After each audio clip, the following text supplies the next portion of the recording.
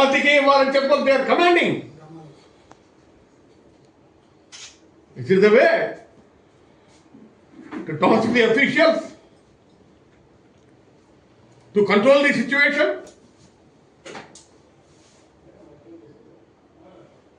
అందుకు నేను అడుగుతున్నా, ఇది ఇలాంటి సమస్య ఎప్పుడు ఇంత క్రితం జరగలేదు. ఖరీఫ్ సీజన్కు ముందే జగన్మోహన్ రెడ్డి గారి టైంలో అన్ని రైతు భరోసా కేంద్రాలకు ఆయన చాలా స్పష్టంగా ఎవరికి ఎంతెంత అవసరం ఉందని చెప్పి ముందే రైతుల దగ్గర, రైతు భరోసా కేంద్రంలో రైతులు, గ్రామంలో ఉన్నటువంటి రైతులను పిలిపించి మీకు ఎంత అవసరం ఉందని చెప్పేసి తెలియజేసుకొని కేఎస్కో ద్వారా మెసేజ్ పెట్టారు, ఇదిగో ఇంత అవసరం ఉంది అని చెప్పి వచ్చేది. ఈవెన్ విత్తనాలు కూడా అంతే. మీకు విత్తనాలు ఏం కావాలి, ఏ వెరైటీ కావాలి, ఎంతెంత కావాలని చెప్పి అడిగి తెలుసుకొని పెట్టేవారు. So there is no problem, there is no scarcity. అదే విధానాన్ని ఇక్కడ అవలంబించడానికి నీకు వచ్చినటువంటి ప్రెస్టేజ్ ఏమిటి? ముఖ్యమంత్రి గారిని అడుగుతున్నాను నేను.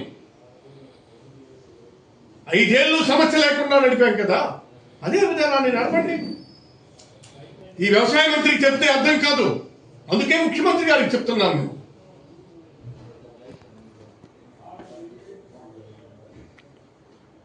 ఖచ్చితంగా మీరు ఈ విషయం ఏమిటనేటువంటి తెలుసుకొని దాని సమస్యను పరిష్కరించండి.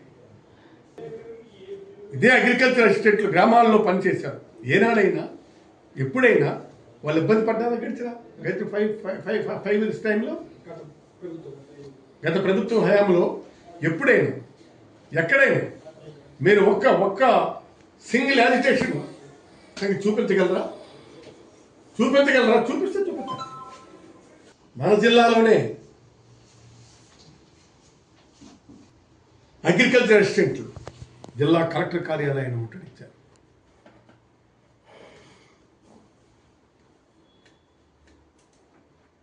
ఆ రాత్రి సమయాన జిల్లా కలెక్టర్ కార్యాలయం ముందు ఆడ మగ తేడా లేకుండా అందరూ వెళ్ళి హాజరైనారు.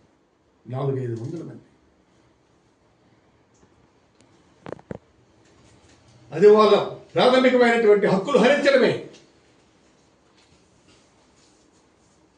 అర్థం కాలేదా? వాళ్ళ హక్కులు హరించడమే అవుతుంది. వ్యవసాయ శాఖ మంత్రి సొంత జిల్లాలో విలేజ్ అసిస్టెంట్లు తిరుగుబాటు చేయడం ఒక సంచలనం. వ్యవసాయ శాఖలో ఈ విధమైనటువంటి తిరుగుబాటు చేయడం, ఆ మంత్రి ఈ జిల్లాకు చెందినటువంటి వాళ్ళు అవటం ఒక పెద్ద సంచలనం. ప్రభుత్వం ఎక్కడా సరిపడే ఎరువులు కూడా సరఫరా చేయకపోవడం వల్ల ఈ విధమైనటువంటి పరిస్థితులు వాళ్ళు ఏం చేశారు? వెళ్ళి సరిపడినటువంటి స్టాక్స్ ఇవ్వండి, మేము సరఫరా చేస్తాం. సరఫరా చేయకుండా మీరు మా దగ్గర నుంచి స్టాక్స్ అయితే మేము ఎక్కడి నుంచి తెస్తాం? ధర్మమే కదా. ఆడపిల్లలు, మగపిల్లలు రాత్రి 10-11 గంటల వరకు ఉంచి చేస్తే అందుకే వాళ్ళు చెలించి అలాంటి మన కలెక్టర్ దగ్గరికి వెళ్ళి తెలుసుకుందామని చెప్పి వెళ్ళి ధర్నా చేశారు. మీకు ఈ జిల్లాలో కొరత ఉన్నమాట వాస్తవమా కాదు?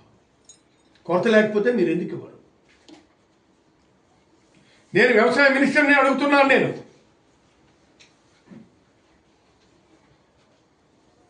what is wrong with you?